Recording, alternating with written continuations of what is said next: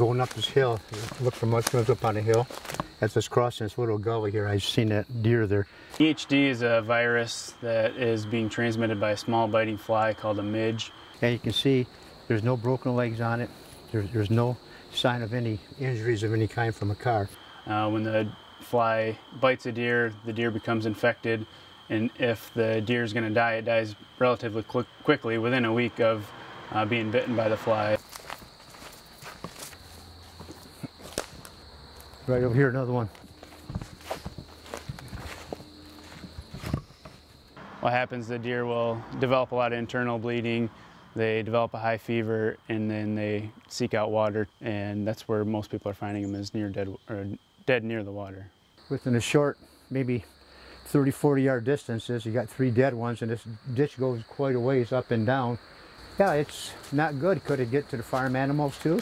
Nope, there's no evidence that it can be contracted by people or pets or even livestock. There doesn't seem to be any evidence that shows that it can affect those types of animals. Sometimes I'll startle some deer, they'll jump up and run, but nothing like this. If you find deer that seemingly look pretty healthy, but you find them dead, particularly near water, we ask that you call the nearest local DNR field office to report it. Might get across here. Mike Miras hikes these woods in Walker a few times a week looking for mushrooms.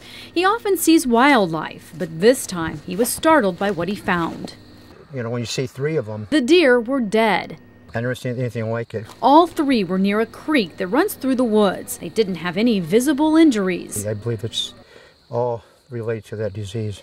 Miras is referring to a fatal deer disease that's been in the news lately. It's called EHD. The Michigan Department of Natural Resources says it's transmitted by a biting fly called a midge.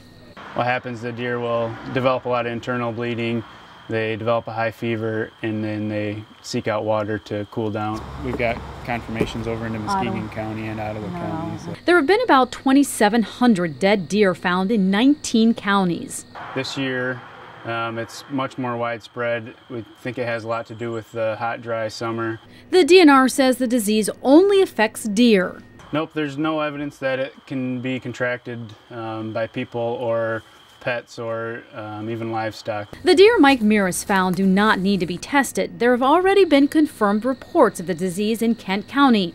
The DNR is asking people to contact their local office. The DNR is tracking the disease and how it's spreading. In Walker, Sarah Sell, WZZM 13 News.